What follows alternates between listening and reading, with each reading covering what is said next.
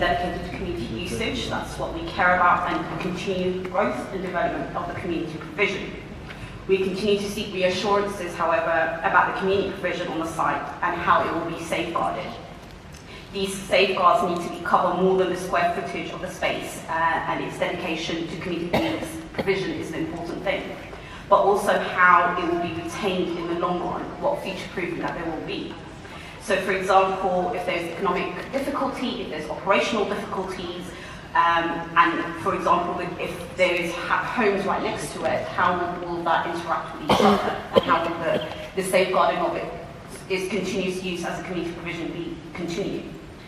It's of course essential, what we're asking, and we know that currently there's a mix of community and commercial activities happening on the site, and the ongoing branding of the site as an enterprise hub and risks the mission drift on the site in the future. There are a few, as we all know, settler spaces in the borough, and the Granville is one of the very few ones that we have as a community space, and we want that to continue. The progress which has been made on the site over the last 2 years is a clear reflection and credit to the greater involvement of the wider group of community stakeholders. It seems clear that maintaining and even expanding this involvement of the community and stakeholders is essential to protect the building and the mission of it being a community provision. And we ask the scrutiny to recommend Cabinet to reconsider its decision regarding the community governance of the building, and to support and continue the community management, for example, as was set out in an email that was sent to all the members of this committee. I'm going to ask Councillor Keane to continue on that.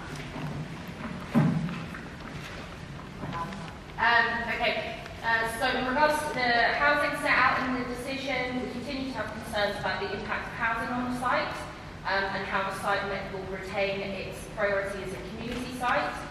We're unclear how these two provisions coexist. We're aware, we recognise, for example, that a number of years ago, the Granville site was restricted to having activities after 9 PM and was restricted from having a number of other activities because they were considered too noisy for neighbouring residents. And it became completely impossible to run so many forms of activities that it created an impression of underutilisation in the building, and a false impression of underutilisation. We're seriously concerned that there aren't sufficient safeguards in the proposals for housing which would be on the site, and how we would prevent this from happening in the future. And there is absolute demand and support for this community space in South Kilburn, and we wouldn't want to create the impression that there isn't. We're also concerned about the language in the decision, and that it doesn't guarantee the type of housing which the Cabinet is promising is going to be delivered on the site. For example, it says it prefers affordable housing. Affordable housing is not social housing, and it says that private housing may be necessary. This is totally unacceptable to us, it's totally unacceptable to the community, it's not what has been promoted as what the site is going to be delivering, and therefore we ask that scrutiny recommends that the Cabinet provides further safeguards for what type of housing, if any, has to be included on the site. We notice that all the pressure to deliver social housing in South Kilburn appears to be on this site. But we would point out that there are numerous other developments which are happening as part of the South Kilburn Master Plan, where we have been campaigning consistently for greater social housing provision. As our colleague Councillor Abdi noted in the call-in, there is a neighbouring, literally beside Granville, there is a development happening on Peel Precinct, in which we are delivering only 14% social housing. So whilst we commend a commitment to say that we want to have such high levels of social housing in theory, we feel that all of the onus to do that is being put on a site which is meant to be a priority community provision. Just to say that obviously there's also several community spaces already in there. So there are people like All for Aid that are using it for community use. There are people like the kitchen and so on that have been using that space, and we haven't really thought about what other provisions, where are the other spaces that these good work can be happening in.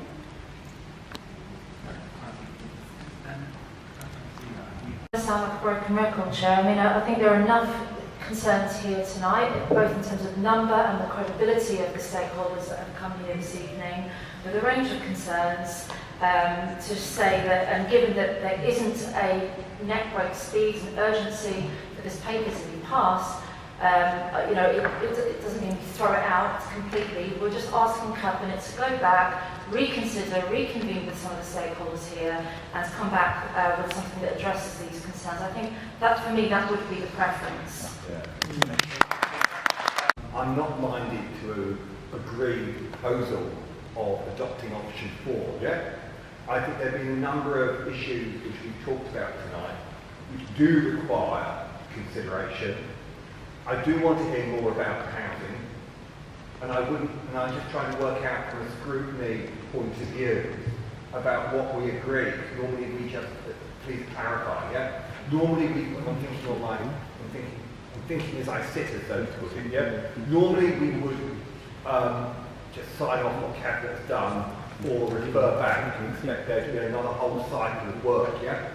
I'm not looking for a whole cycle of work, but I do want some assurance it's really going to be reported to us if there's any deviation from what we have heard tonight, yeah?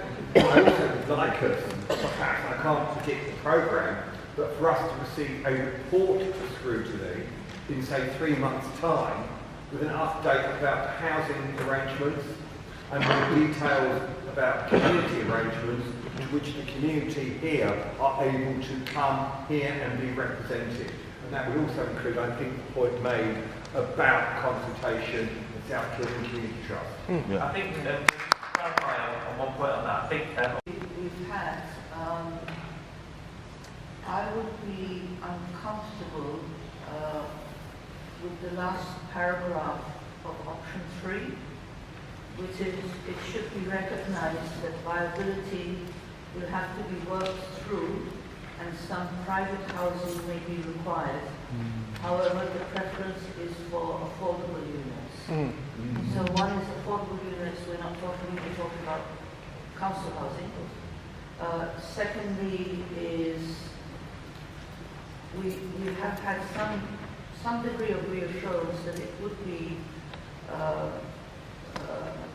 council housing, and there was no talk about private housing, so I have a difficulty with the last paragraph of option 3. And I would like to refer that back to the Cabinet for us to...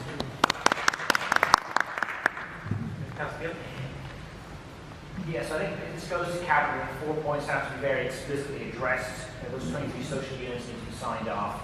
There needs to be legitimate safeguards against noise. There need to be clear guarantees to be minimal social purpose in the enterprise part of the hub. And I think most importantly, the oversight seeing body needs to be democratically accountable. Thank you. I think given the representations we've heard here today, the amount of residents who have attended today, and the fact that I think, in my personal opinion, I don't think there's any harm in taking more time to consider this. So I think it should be referred back to Cabinet. Whereas we've heard obviously a lot tonight, I'm fairly confident of the assurances supplied by the lead member and the concerns that were raised about the square meterage and the affordable social housing. So I'm actually fine with the original decision by Cabinet. I take on board the concerns that are raised by the residents, but the assurances that's been given by the lead member, and also looking at the scheme itself, that we don't like changes, but this is an improvement. It provides better community facilities. It provides social housing. It also inbuilt in social and public order issues are addressed. No, they haven't. Taking all that into account, and also particularly the need for housing, I will be going for recommendations in our agenda papers 211, and that is to make no changes and approve the scheme estimates. Thank you. Okay, so I hope we would come to consensus there, but there does seem to be a clear divide on that, so I think we will probably have to sort of vote exactly what we want to do. So it seems to me two options. I think, the first one is make no changes, just let the council proceed with it. From what I've heard from other people, correct me if I'm wrong, the second option would be that to send it back to Cabinet with some specifics on it, that it should only go ahead if viability is found in all 23 units of social housing. But should only go ahead if the concerns around noise are fully addressed.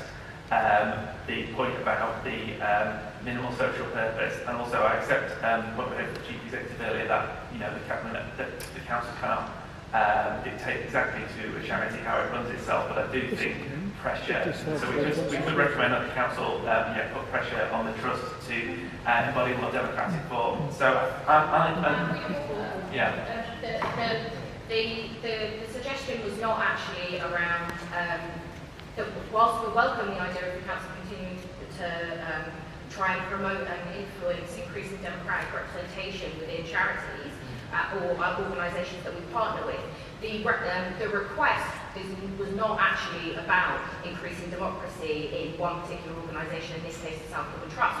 What the request was is that going forward, the community feels that the community provision on the site could be, and what Councillor Tatler has said has been explored for the last two meetings in the stakeholder group, is that that could be better provided by a management group which was broader in its representation and was not just one organisation, but was, for example, consisted of the current members of the stakeholder group, and as Leslie from the nursery school indicated, from what has been said for a long time and hasn't yet come into place, an expanded stakeholder group, and that was to ensure predominance of family homes. I think that's fine.